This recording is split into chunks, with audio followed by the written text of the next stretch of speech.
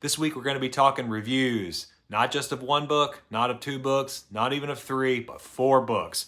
Starting from something that I finished just a couple weeks ago towards the end of the October season, to something I finished literally last night. Whoa! It ranges the gamut from science fiction to horror to crime to even domestic drama. So stick around and let's talk about four books that you should read or should not. There will be a couple recognizable names throughout. So first up is a book from my Halloween to be read video, if you happen to check that out, and thank you if you did. It is Michael Shea's Polyphemus, or Polyphemus, as the audiobook informed me at a certain point, that certain point being the very beginning of the audiobook. This is Michael Shea's collection of science fiction and horror stories, and sometimes they're a blend of the two, and there's even a sword and sorcery tale right in the middle. I talked a little bit about Shea in that previous video, and he was a writer who really had no genre boundaries. A lot of times with short story and novel genre writers, they stick to one field and kind of never leave it until they maybe eventually evolve towards something else, kind of like how you see someone like a Joe Lansdale who started in horror and then shifted over into crime and thrillers. But Michael Shea stayed in science fiction, fantasy, horror. He touched everything throughout his entire career. And he's probably best known, of course, for his Jack Vance and H.P. Lovecraft pastiches, unfortunately. Those are fine stories, but really what he should be known for is the book that won the World Fantasy Award, which was Niftaleen, but it's been criminally out of print for years. So what are you going to do? Not read Niftaleen, I guess. You know, I luckily do have a copy of it that I got from the internet at some point. So, Polyphemus, whatever. It's okay. It's okay. The opening story, which is the title story, Polyphemus, it's real bad. It's real bad. It's a sort of Moby Dick meets Greek myth, Cyclops, Odysseus sort of tale about a number of scientific expeditioners who go to a desert planet and they face an alien being unlike any they faced before. It's boring. It's got a lot of characters that really aren't defined very well, and a lot of scientific jargon. And it's like almost 60 pages. And while you're reading it, you find yourself wondering, why am I reading this? I should probably move on to a different book that I enjoy more.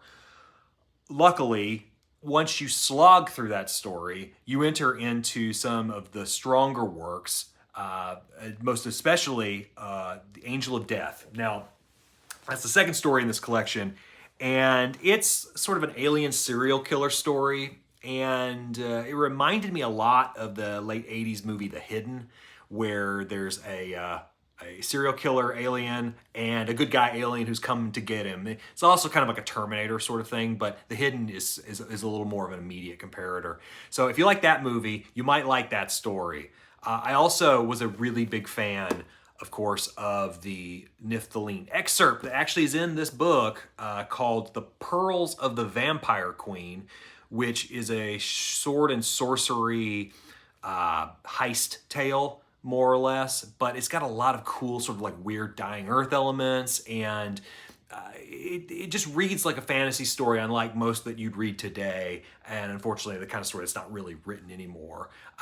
Also, I just laughed because inside my book, in the table of contents, it's called The Pears of the Vampire Queen, which is an amazing typo that I'm so glad remained because I still laugh thinking about it.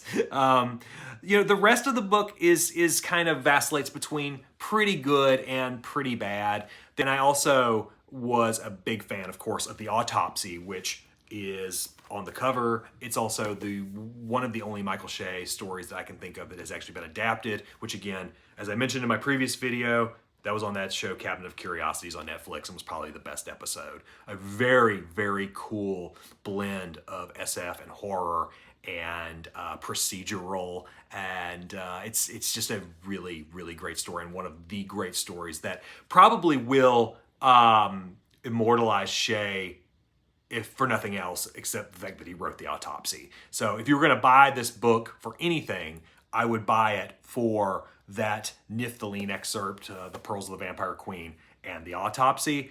The rest of it, it's fine to have, and I'm glad I have it for the collection, but I don't know. Overall, I was a little disappointed with some of it, so let's say 2.5 stars. So next is the book that prevented me from reading anything else on my Halloween list, and that's The Fisherman by John Langan. I've had this on my shelf to be read for about 1.5 years now. I picked this up at Barnes & Noble just sort of randomly because I'd heard it was a really good example of cosmic horror. And to be honest with you, I think modern practitioners of cosmic horror are not really my bag. I think a lot of times it just sort of feels like fakery. Like there's a level of eeriness to a Lovecraft story, despite like all the other flaws in his storytelling, the abject racism, and sometimes the very purple prose. There's still a veneer of terror and sort of this wider sense of the unknown that really permeates through. And when people write stories that are within that same sort of vein of cosmic horror, they're kind of just doing impressions of Lovecraft. And that's kind of a turnoff for me. Oh, a scientific experiment, and spaghetti-faced monster. An ancient tome. Spaghetti-faced monster. And that's pretty much what most of the sort of modern day Lovecraft ripoffs are like. So I was excited to read something that's been praised a lot. And so I read The Fisherman, and it's really good. It's really, really enjoyable. What's it about? So it's about a man named Abe. His wife passes away due to cancer, and he is just kind of a normal, regular guy. And in his grief after his wife's passing, he takes up fishing. And then he he befriends a coworker named Dan, whose wife dies much more suddenly, along with his children. And they decide to go fishing together, and they start researching different creeks and different places they could fish. And it kind of becomes like this way they bond. And it's kind of starts off sort of like a river runs through it, or some other sort of much more quieter kind of contemplative tale, like The Straight Story, if you've ever seen that David Lynch movie. And then darker elements start to seep through. One day, Dan wants to go fishing in Fisherman's Creek, which is this area that they hadn't gone fishing in before. And they go up to that area, and they sit at a cafe or a bar or whatever, some type of watering hole, and they get told a story about Fisherman's Creek and why it's called that. And then the book completely shifts perspectives, and it goes from this sort of first-person account from Abe to a 19th century fable-type story that talks about the history of Fisherman's Creek. Now, this takes up about, I would say, more than 2/3 of the book. So what you think you're getting is, instead of this sort of quiet, much more patient story, quickly becomes something that's more folkloric in nature. And it's really good. It's really involving. You get a sense of this sort of interesting immigrant Germanic community, and then in comes a lot of really unusual otherworldly elements that I don't even want to spoil. But what I really like about this book is it goes from framing narrative to fable, back to the framing narrative, and it all ties in really beautifully.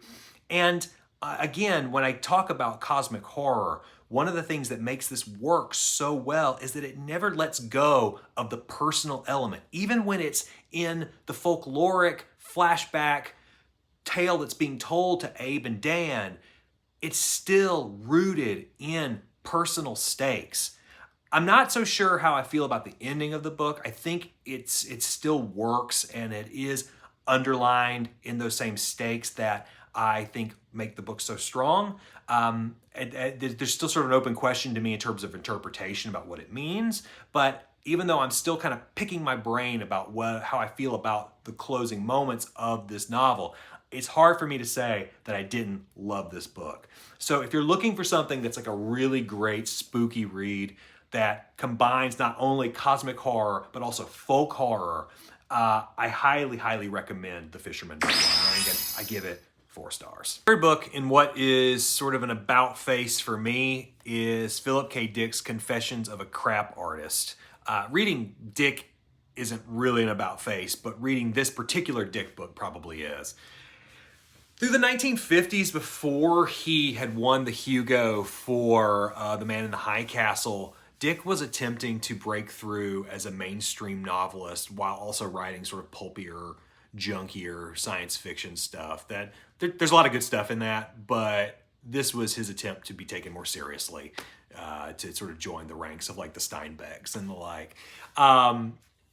So Confessions of a Crap Artist, no SF elements at all. So what's this about? Well, Jack Isidore is a crap artist. What's a crap artist? He's a guy who likes to read junky, sort of pseudo-scientific articles about lost civilizations and about sort of general quackery. He's a comic book reader, likes to read a lot of stuff that's kind of considered low-brow material. He's the kind of guy who would go to war and his parents burned all of his funny books and magazine clippings and stuff. But as soon as he got back, he immediately started amassing them again. And he's kind of a hoarder. You probably know the type. I certainly do.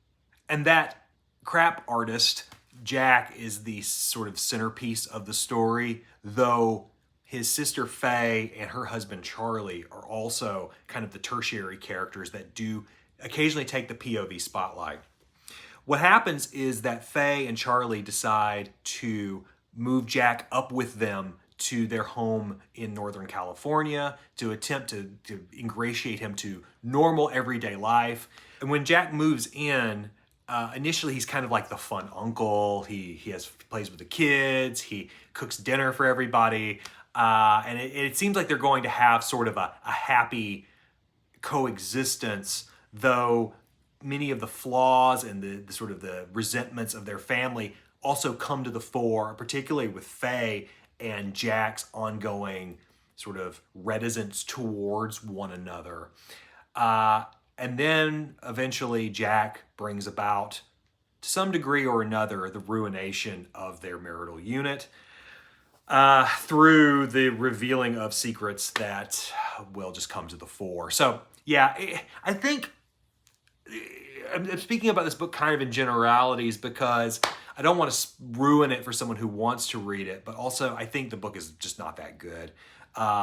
Dick had a really powerful knack for high concept science fiction, and I think he had a keen understanding of 50s and early 60s life, and his politics were also very good and I think worthy of praise. But I don't think he had the ability to dig so deeply into interpersonal dynamics as to make them believable, especially from a guy who historically was probably not that easy to live with. He was married, I think, like 5 times, which I think gives you a real sense of what Dick's personal life was like. And a book like this, some of his preconceived notions do sort of leach onto the page. The character of Faye is bluntly kind of intolerable and very erratic, but Jack himself, as the central character, is not that believable either. And I feel like as readers, we don't really get a sense of who he is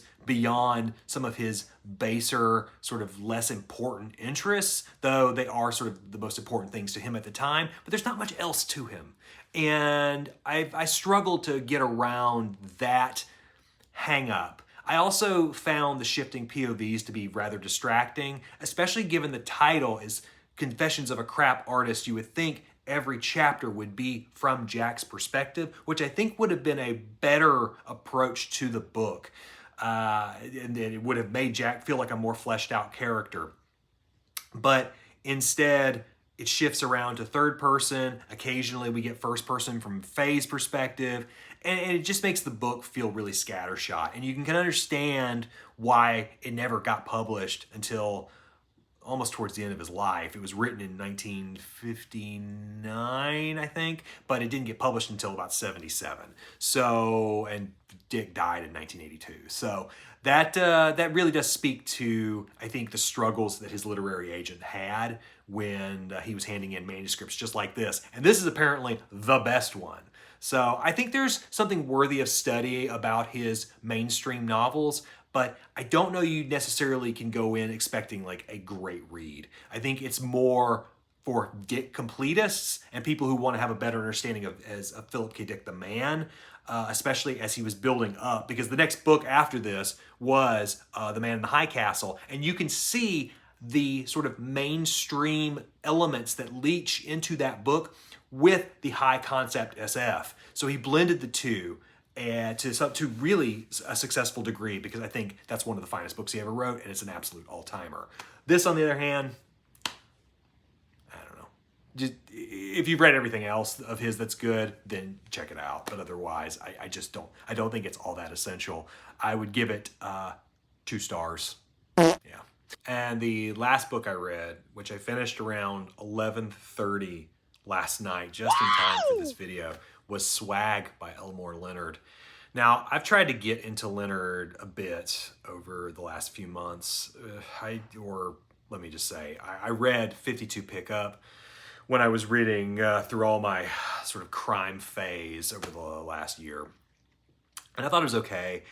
Good concept, good sort of shift in POVs between the blackmailed guy and the criminal, but I don't know, the book like didn't totally add up for me. Also, I thought it had some not great sexual politics, especially towards its third act, but well written for the most part, so I could sort of see the appeal, but I wasn't fully there. Well, with Swag, I am there. I think it is a much tighter, breezier, more fun book. It involves 2 criminals. You've got Frank and you've got Ernest Stickley. So Frank Ryan and Ernest Stickley. And Frank's a used car salesman. Ernest is a car thief.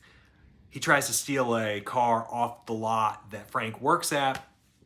The police are called, and during the course of that investigation, and when there's like time to sort of identify who stole the car from the lineup, Frank decides, oh, you know what, I don't think it's any of these guys, and they let Ernest go, and then Frank and Ernest connect, and they decide to team up and become sort of stick-up men. They rob grocery stores, they rob drugstores, they rob liquor stores, you name it. Anything that's kind of like small timer stuff, they go for. And they go for anything that is as low risk as possible, but provides them with just enough to make a living off of. And it all kind of ties into these 10 rules that Frank has created, that he wrote on a napkin for Ernest Stick to read and sort of live by. And it's a pretty cool look at blue-collar crime, especially in a decaying city like Detroit, which by the late 70s was already starting to veer towards, unfortunately, the economic decline that we now associate with it today. Wasn't there, but it was beginning, needless to say. It's a really well-written book. I think we get a really good sense of the bird's eye view between both Frank and Stick. We understand who they are. We understand sort of why Stick is less interested in Frank's more ambitious plans. And then, of course, as the book veers towards its unfortunate conclusion for these guys, because as all criminal partnerships, they do fray and bad things happen. What really makes Swag work is that it's just so breezily written, and there's a real palpable sense of tension, even in its most innocuous hold-up, stick-up scenes. And each time, you keep wondering, gosh, are these guys going to get caught pretty soon? It feels like they're going to get caught pretty soon. Eventually, that may happen. But each time, the tension as a reader never really abates. And I think that's testament to just how strong a writer Leonard was, especially when it comes to creating sort of a filmic version or a cinematic version of what makes for a really cool sort of action sequence. There's a bit towards the very end of the book that you could absolutely see the movie version of it playing out in your mind. If they're at the airport, and it is really like staggering. Like I couldn't stop reading, and I had, it was one of those things. It was probably the quickest 50 pages I've ever read in a book. And this is a pretty short book. So I think if you're gonna start your Elmore Leonard journey like I did, make sure you start with this book or something later that's even more recommendable, because I will tell you, for the longest time, after I read 52 Pickup, I wondered, I wonder if I'm going to read the Elmore Leonard that everyone else enjoys so much, because I really want to get into this guy. This was the point where I thought, this is where it's more like Jackie Brown. This is more like Out of Sight. And it really aligns more with what the expectations were that I had for his caliber of writing. So yeah, really great book. 4 stars for me. And I am looking forward to reading more. I don't know if I'll read the immediate sequel that came out a few years later about Stick, called Stick, but I will probably check out maybe what's next in the chronological publication order of his work at some point. So that's everything I read over the last few weeks. Have you read any of these books? I would love to know. Let me know what you think about any of these various vacillating books. And if you disagree with me or agree with me, let me know. Or let me know what you're reading. I'd love to know about that too. I will say, the next thing I'm reading, like any good 40-something-year-old millennial, is the new Haruki Murakami. So we'll find out how that stacks up. It just came out on Tuesday, and I'm already on chapter 4. So more to come on that end. With that said, you guys have a great weekend. Happy Turkey Day, and we'll see you next time.